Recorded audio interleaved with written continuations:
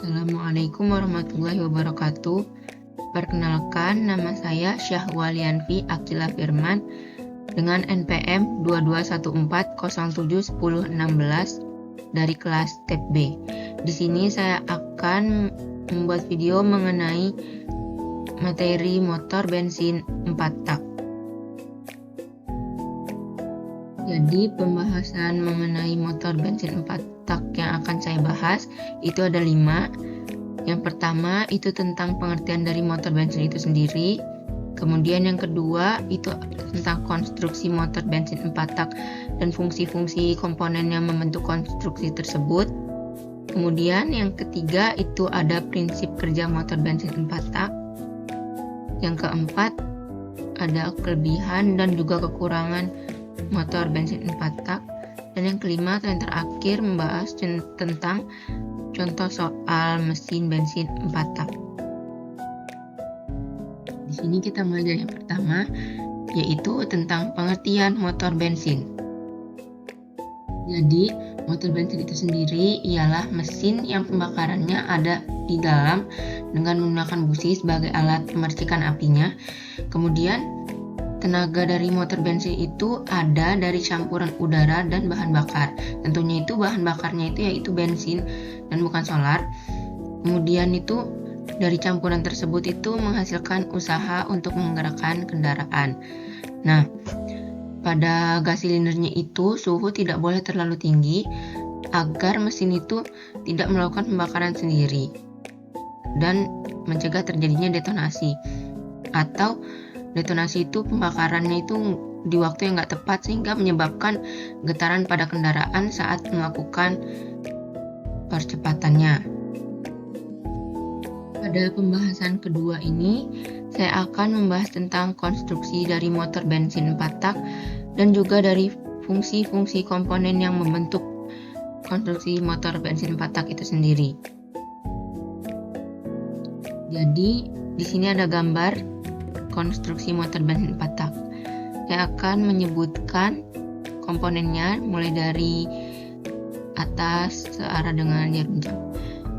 Yang pertama itu ada busi, kemudian ada valve spring,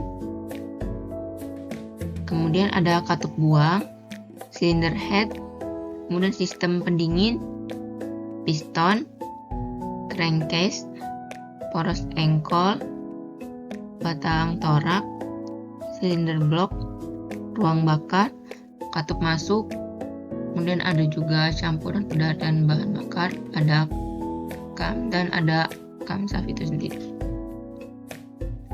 Kemudian fungsi yang pertama yaitu fungsi busi. Busi itu fungsinya untuk meneruskan tegangan listrik untuk menjadikannya ke percikan api saat proses usaha. Kemudian ada valve spring yang berfungsi untuk menekan pegas pada saat katupnya itu terbuka ataupun tertutup gitu. Kemudian di situ ada katup buang. Katup buang itu fungsinya sebagai jalan keluarnya atau sebagai saluran di mana gas sisa-sisa pembakaran di ruang bakar itu terbuang. Kemudian itu ada cylinder head yang berfungsi untuk menutup rongga-rongga silinder atau yang menutup ruang bakar itu agar campuran dari bahan bakar dan udaranya itu nggak keluar saat proses kompresi dan juga usaha. Kemudian ada sistem pendingin. Sistem pendingin ini sendiri berbentuk rongga. Dia itu kosong di tengahnya dan berfungsi untuk mencegah terjadinya overheat pada saat mesin bekerja. Kemudian itu ada piston yang berfungsi untuk menekan campuran dari bahan bakar dan udara atau mengkompres campuran bahan bakar udara saat proses kompresi. Kemudian ada crankcase. Crankcase itu tuh terbuat dari bahan yang kuat karena fungsinya sebagai pelindung komponen-komponen pada mesin. Kemudian ada poros engkol. Poros engkol itu fungsinya untuk mengubah gerakan naik turun dari piston dan diubah menjadi gerakan putaran. Kemudian itu batang torak yang berfungsi sebagai penghubung antara piston dengan poros engkol. Silinder block itu fungsinya tempat naik turunnya piston. Kemudian ada ruang bakar yang sebagai tempat pembakaran itu terjadi. Kemudian ada katup masuk. Katup masuk itu tempat masuknya campuran bahan bakar dan udara saat proses penghisapan. Kemudian itu ada camshaftnya. Nah, camshaftnya itu tuh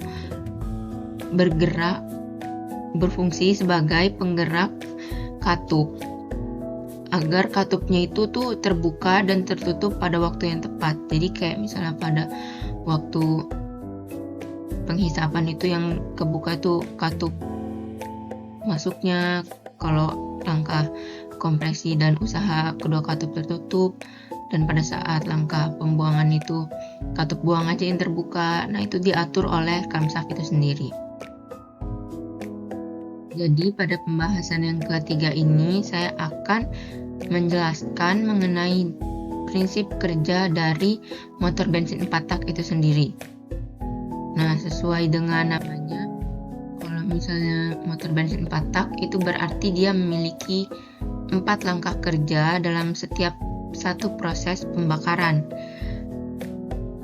Nah, 4 langkah kerja tersebut itu tuh ada yang pertama penghisapan, yang kedua itu ada langkah kompresi, yang ketiga itu ada langkah usaha, dan yang keempat atau yang terakhir itu ada langkah pembuangan.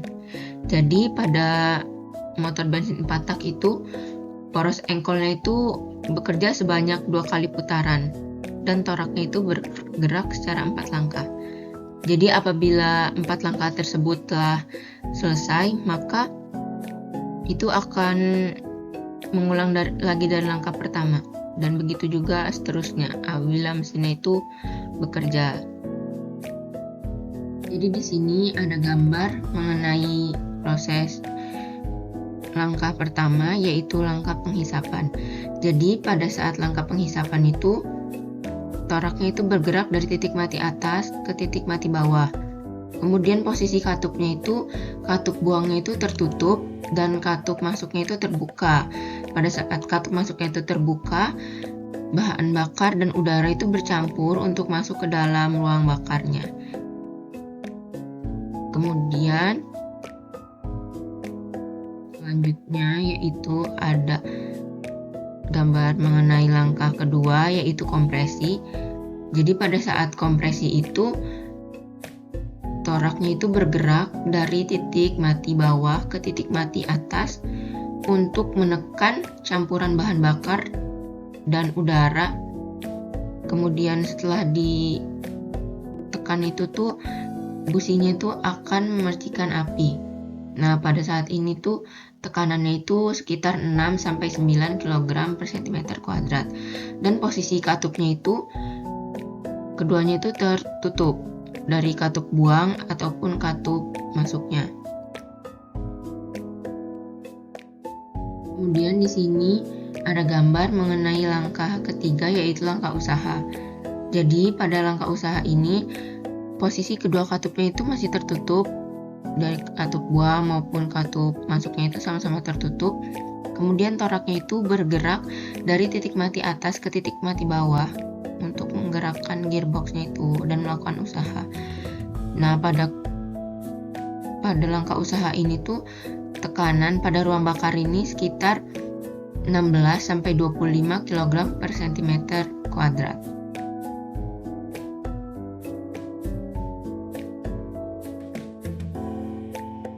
Kemudian yang terakhir itu di sini ada gambar mengenai langkah pembuangan.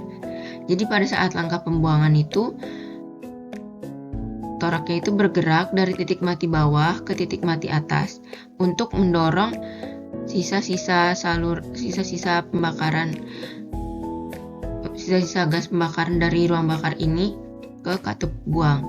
Jadi makanya pada saat proses pembuangan ini posisi katup masuknya itu tertutup dan katup buangnya itu terbuka sebagai tempat keluarnya gas sisa-sisa pembakaran dalam ruang bakar itu. Kemudian pada pembahasan keempat ini saya akan menjelaskan mengenai kelebihan dan juga kekurangan yang ada pada motor bensin 4 tak. Kemudian di sini ada tabel tentang kelebihan dan juga kekurangan dari motor bensin 4 tak itu sendiri. Yang pertama itu akan bahas tentang kelebihannya terlebih dahulu. Jadi, karena motor bensin 4 tak itu terdiri dari 4 langkah, sehingga pembakarannya itu kan sempurna gitu. Memperkecil terjadinya pembakaran tidak sempurna karena dia ada 4 tak gitu. Kemudian suara yang dihasilkan itu halus, jadi nggak terlalu membuat polusi suara. Kemudian karena pemilasannya baik, sehingga motor bensin 4 tak ini cocok untuk putaran tinggi. Kemudian itu bahan bakar yang digunakan bensin sehingga tuh hemat, gak terlalu boros.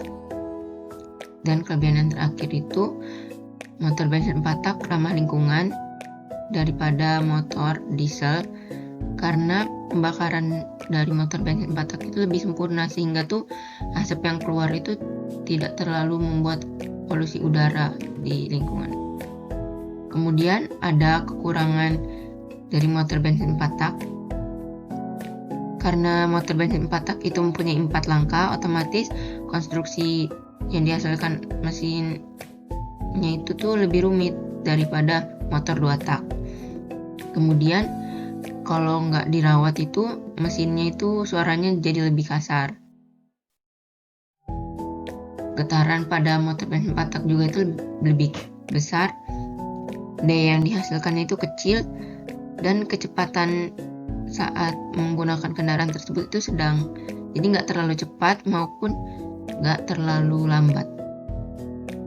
Kemudian pembahasan yang terakhir ini saya akan bahas mengenai contoh soal dari mesin bensin 4 tak. Soalnya yaitu sebuah mesin bensin 4 tak 6 silinder diujikan untuk mengetahui daya indikatornya. Volume langkah 1000 cm3. Putaran mesin diuji pada 2500 rpm atau rotasi per menit. Dari hasil pengujian didapatkan tekanan rata-rata indikator 10 kg per cm persegi. Berapakah daya indikatornya? Jadi untuk menyelesaikan soal tersebut, yang pertama itu kita harus menuliskan dulu apa yang diketahui. Jadi di sini yang diketahui itu pertama itu ada N atau putarannya itu sebanyak 2500 rpm atau rotasi per menit atau 2500 per 60 rotasi per detiknya. A-nya itu setengah karena 4 langkah. Kemudian di sini ada Z atau berapa banyak jumlah silindernya itu 6. Kemudian diketahui juga volume langkahnya 1000 cm3 dan juga diketahui tekanan rata-rata indikatornya itu 10 kg per cm persegi. Yang ditanya itu NI atau daya indikator. Nah, untuk mencari daya indikator ini kita harus menuliskan rumusnya terlebih dahulu. Jadi rumus dari daya indikator yaitu tekanan rata-rata dari indikatornya itu dikalikan dengan volume langkahnya, dikali banyak putarannya itu, dikalikan A, kemudian dikalikan jumlah silindernya, dibagi 60 dikali 100 dan dikali 75, karena 1 horsepower sama dengan 75 kg meter per sekon. Kemudian substitusi yang udah diketahui itu ke dalam rumus daya indikator. Jadi dengan tekanan rata-rata indikatornya itu 10 kg per cm persegi dikalikan dengan volume langkahnya itu 1000 cm3 dikali banyak putarannya 2500 rotasi per menit dikalikan A-nya sebesar 1/2 atau setengah dan dikalikan jumlah silindernya yaitu 6. Kemudian dibagi dengan 60 dikali 100 dan dikali 75.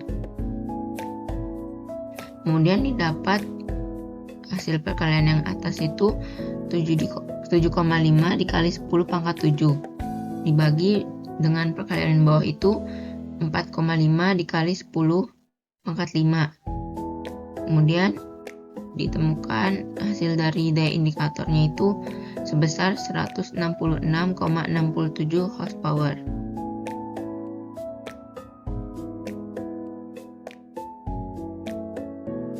Cukup sekian penjelasan materi yang dapat saya sampaikan mengenai motor bensin 4 tak. Apabila ada kesalahan dan kekeliruan, saya mohon maaf, dan pada Allah saya mohon ampun. Terima kasih. Wassalamualaikum warahmatullahi wabarakatuh.